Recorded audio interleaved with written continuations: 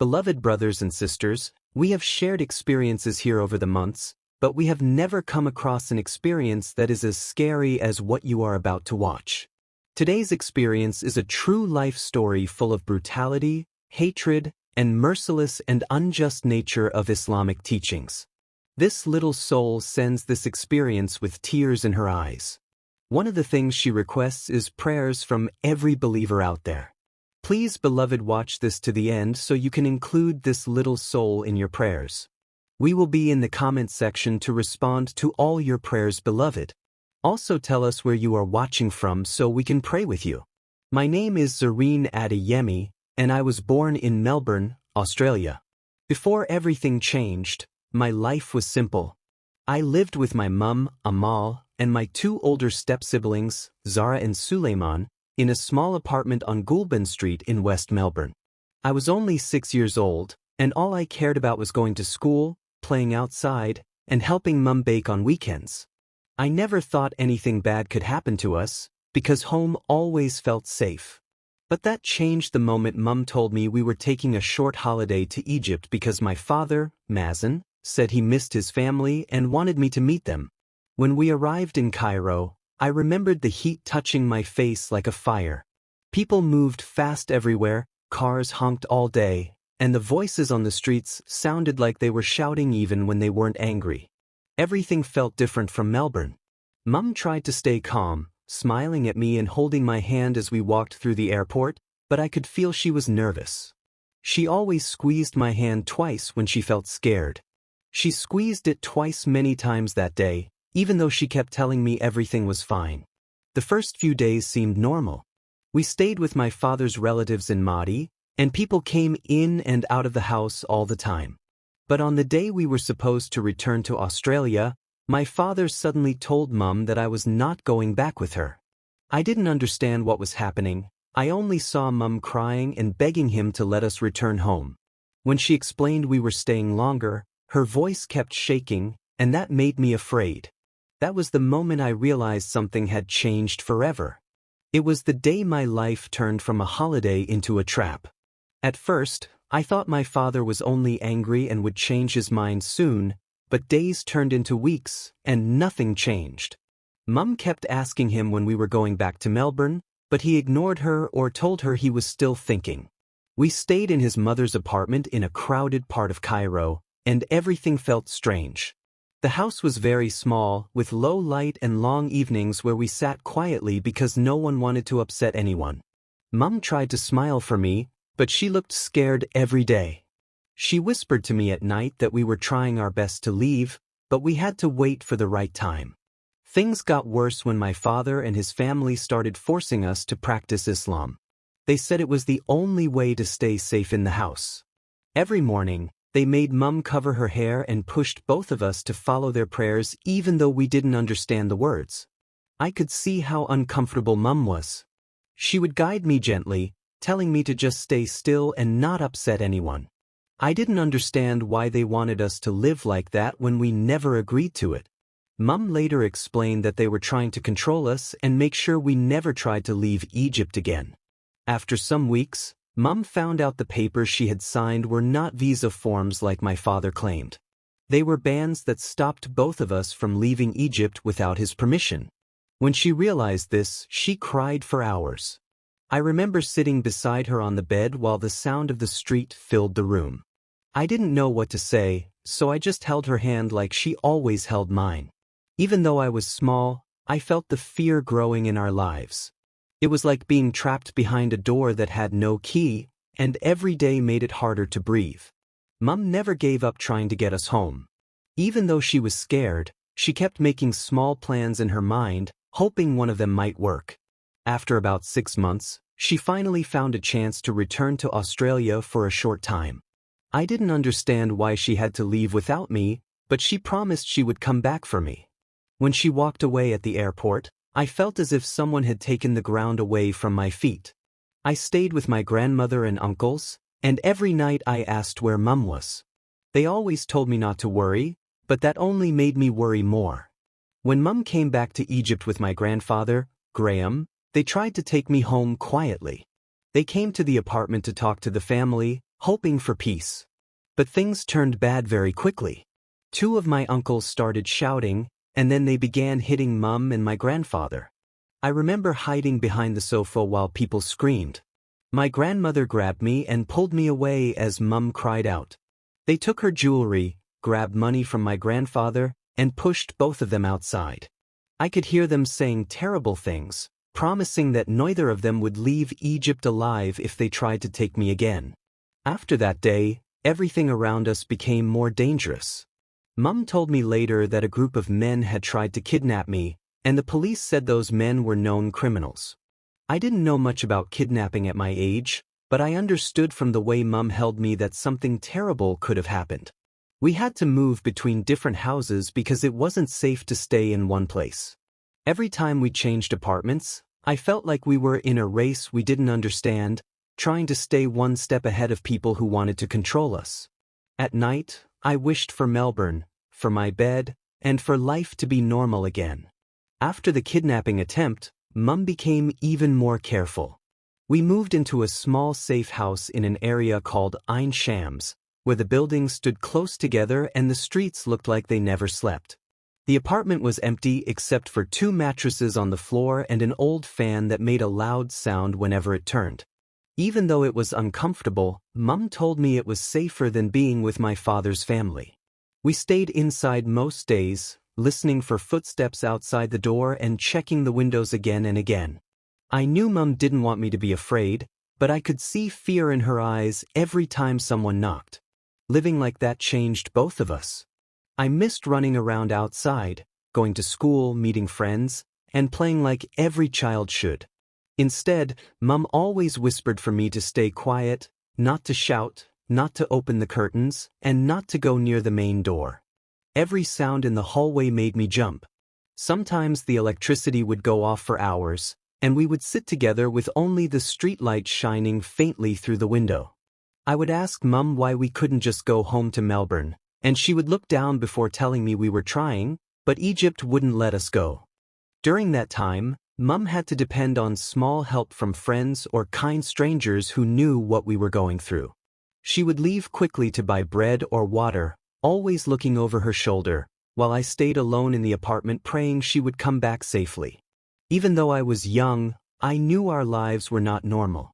It felt like we were hiding from a shadow that kept following us, and every day we stayed in Egypt, the shadow grew heavier.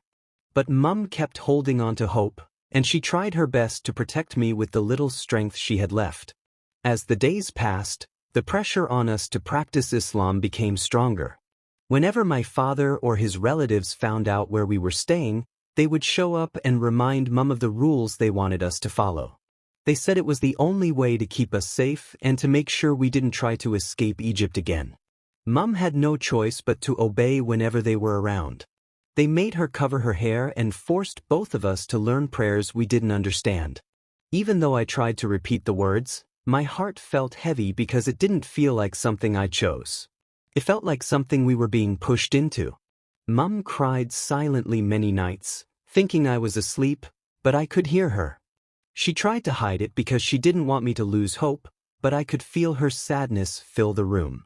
She would hold me close and tell me everything would change one day, even though she didn't know when. At times, she seemed so tired that I worried she would stop fighting, but she never did.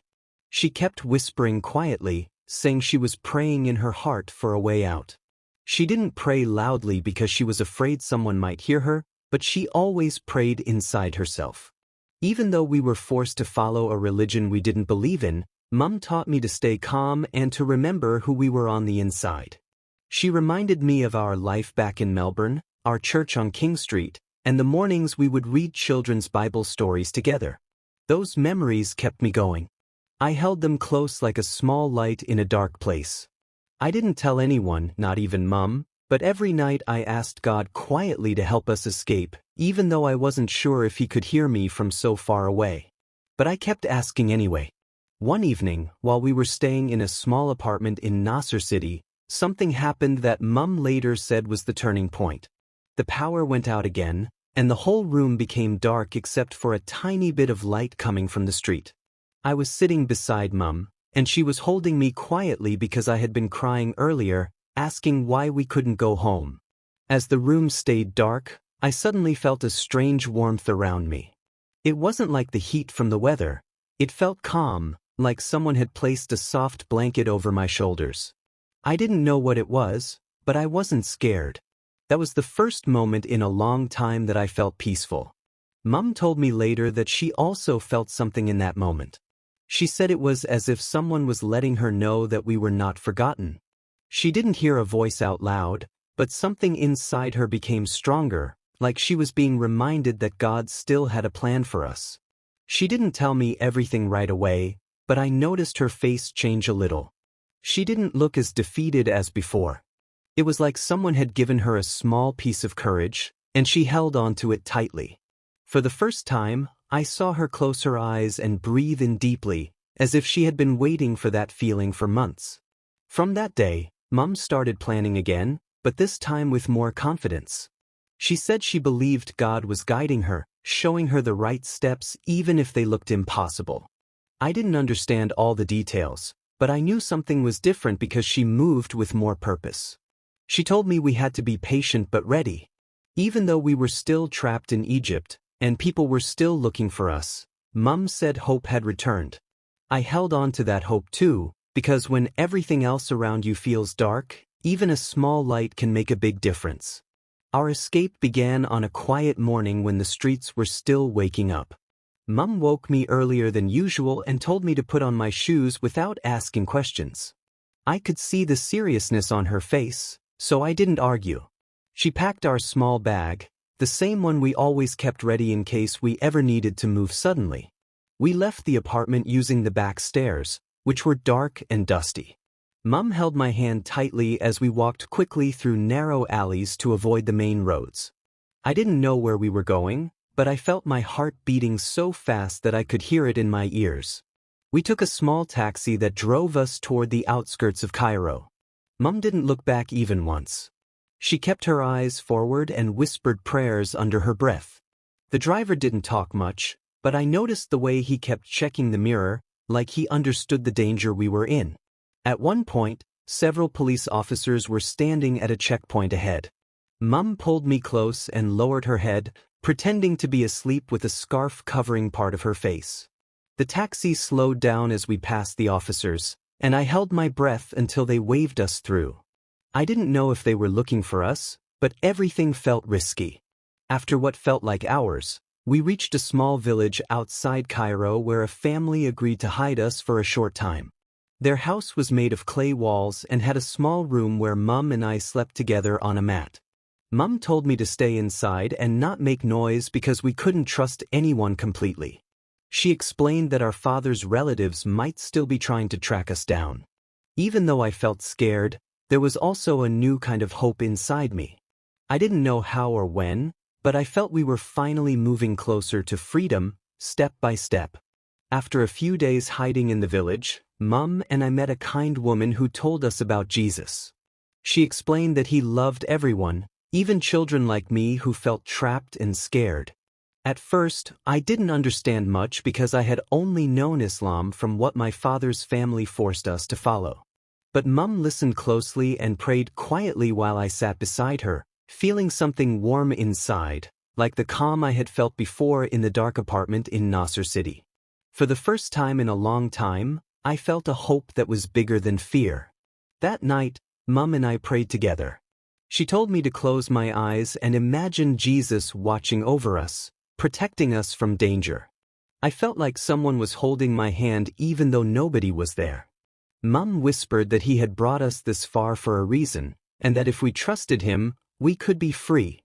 I didn't fully understand everything she said, but I could feel her faith and love filling the room. That night, I gave my life to Jesus, asking him to guide us and keep us safe. Mum prayed too, and we both felt like something inside us had changed forever. After that, life felt a little lighter, even though we were still in Egypt and still moving from place to place. I started praying every morning and evening, thanking Jesus for protecting us. Whenever I felt scared, I would remember the warmth and calm I felt when Mum whispered prayers. I realized that even though people had tried to control our lives, we had a choice inside us to follow Jesus and trust him. That choice became my small shield against fear, and it gave Mum and me courage to plan the next step toward leaving Egypt. After weeks of careful planning, Mum finally arranged for us to leave Cairo safely. We traveled quietly with the help of kind people who guided us through hidden routes to the airport. I remember feeling my heart pound as we checked in our bags, keeping our heads low and our voices soft. Mum whispered prayers under her breath the whole time, reminding me to trust Jesus to protect us. When the plane lifted off and I looked out the window, I could see the city shrink below us, and I felt a mix of fear and relief. For the first time in years, I felt like we were going home. Arriving in Melbourne was overwhelming. The streets were familiar, the air felt cool, and Mum's parents were there to greet us. I ran into their arms and felt tears streaming down my face. Mum hugged me tightly and whispered that we were finally safe. For the first time in a long time, I felt peace without fear. We could live freely again, go to school, play with friends, and simply be a family without hiding. That peace wasn't just about being home. It was about knowing Jesus had protected us and helped us survive the darkest days of our lives. Even though we were home, Mum told me that the journey didn't end with safety. We still needed to heal our hearts and grow in faith. She said we should continue to pray, study God's Word, and help others who might be trapped or hurting. I started reading my children's Bible again and talking to Mum about the stories I liked. Each day, I felt stronger and braver. I knew that even though fear and sadness had tried to take over our lives, our trust in Jesus had brought us back and would guide us for the rest of our journey. Now that we are home in Melbourne, Mum and I try to live each day fully, remembering everything we went through. I still think about the fear in Cairo, the nights we hid in safe houses, and the pressure to follow a religion that wasn't ours. But I also think about the peace Jesus gave us when we prayed and trusted him. That peace changed everything. I learned that even when life feels dark and dangerous, God is always there, guiding us, protecting us, and giving us hope. He never left us, and I know he never will. I want everyone, especially children like me, to know that faith is powerful. Even when you feel trapped or scared, God can give you strength to keep going. Pray to him, read his word, and let him guide your choices. Mum taught me that trusting God doesn't mean everything will be easy, but it does mean we are never alone. Loving one another and forgiving those who hurt us is part of that faith too, because God's love can heal hearts that fear and hate cannot touch. I try to remember that every day, and it makes me braver. Finally, I encourage anyone listening to hold on to God tightly. Life may bring challenges, fear, or people who try to control you, but prayer, love, and reading God's word will guide you through.